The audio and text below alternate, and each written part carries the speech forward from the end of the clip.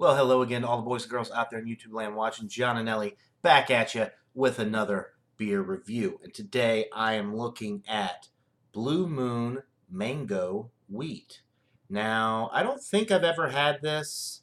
I know I haven't had it out of the bottle, but it is possible that I had it on draft a while back. But anyway, don't remember enough to really give you a good breakdown. So let's just say this is the first time I'm having it. Blue Moon has so many different seasonal beers that they put out. It's hard to keep up with them. They had an apricot one. That might be the one that I had, the apricot wheat on draft. This is mango wheat, so this is different. It says crafted with ripe mango. It is 5.4% alcohol by volume. 175 calories, so definitely not a light beer. 15.7 carbs and 2.1 grams of protein. So kind of heavy for a wheat beer. Anyway, let's give it a crack, give it a pour, and see what we've got here. Blue Moon does a great job with wheat beer. I can tell you that right now. I mean, their Blue Moon Belgian White is a, kind of started the wheat beer craze. Serve it with the orange slice. Get it on draft at just about any restaurant you can imagine. People love that stuff. Okay, well, this beer poured pretty. I don't know. I mean, there are some bubbles going up the glass, but no head whatsoever with this. And it's not like I poured it gently. Absolutely no head on this. It almost looks like juice, apple juice or something. There are some bubbles going up the glass, and as you can see, it's pretty cloudy.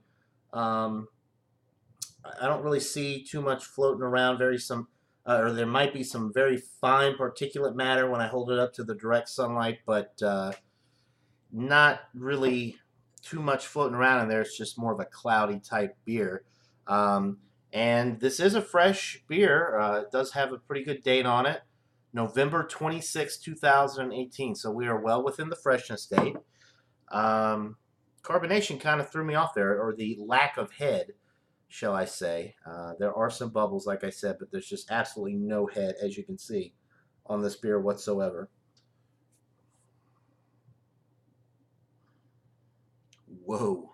Mango. Mango, mango, mango. Mango madness. Snapple mango madness. That's what it smells like. Holy moly. Very mango-like. It's almost got like a tea type thing. Or, well, if you've ever had Snapple Mango Madness juice drink from Snapple, I mean, that's kind of what this smells like. Very sweet, very fruity, definitely mango. That's about it.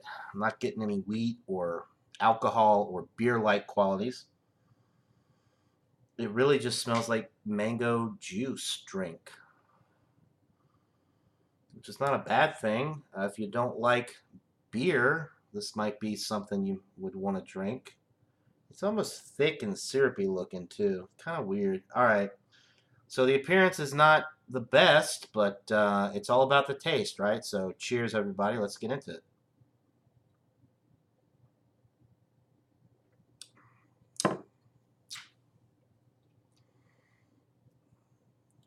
Surprisingly, it's almost mediumly carbonated. Despite not having any head, you're getting some mango, maybe some mango skin. A little bit of wheat is coming through in the middle of the sip, but not much. That mango is really just, that's what you're getting.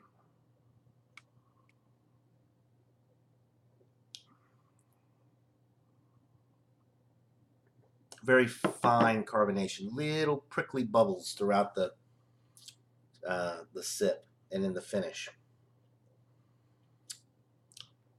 There's more wheat in the finish as well to balance it out a little bit with that mango sweetness. It is sweet. I don't know if it's sugary sweet or just sweet from the fruit. I don't know if there's any added sugar, I guess is what I'm saying. And it doesn't list the sugar on the label.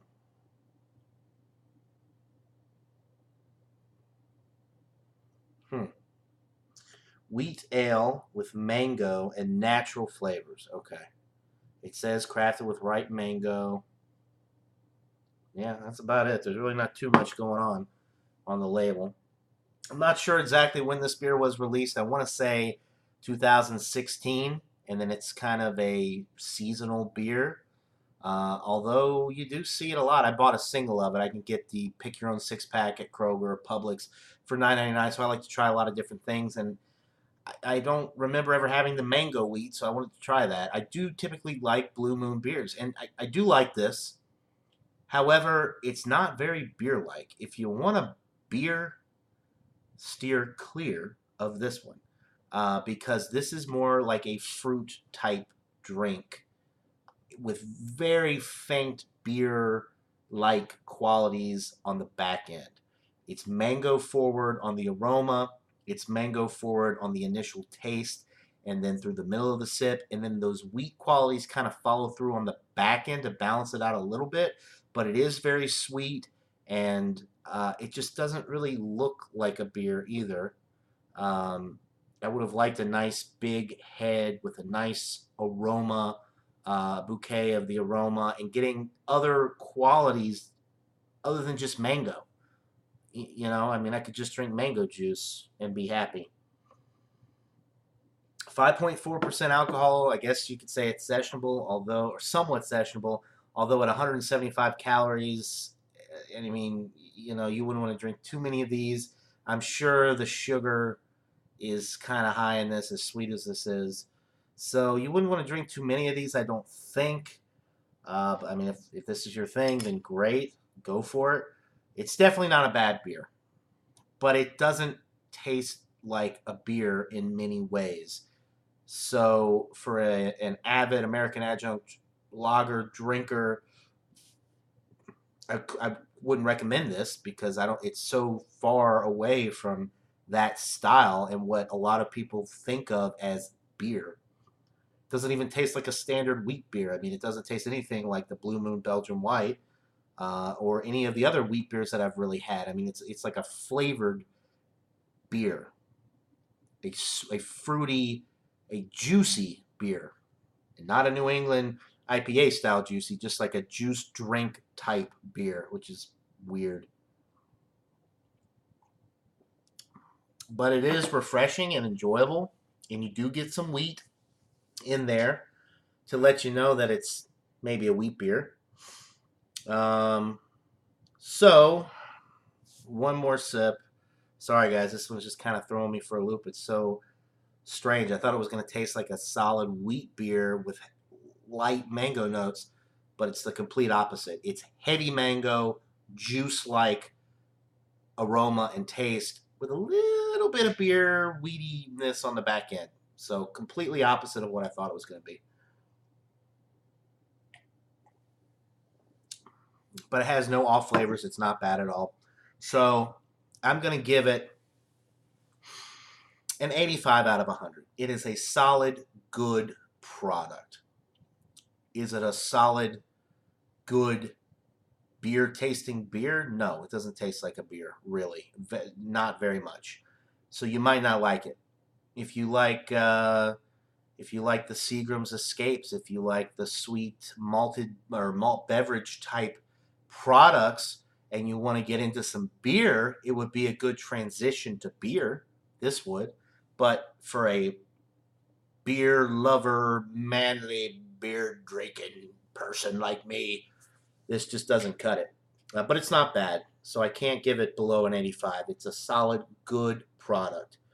Um, and it doesn't taste artificial at all, like Bud Light Lime or something along those lines, even though Bud Light Lime is a good beer and it tastes more beer like than this.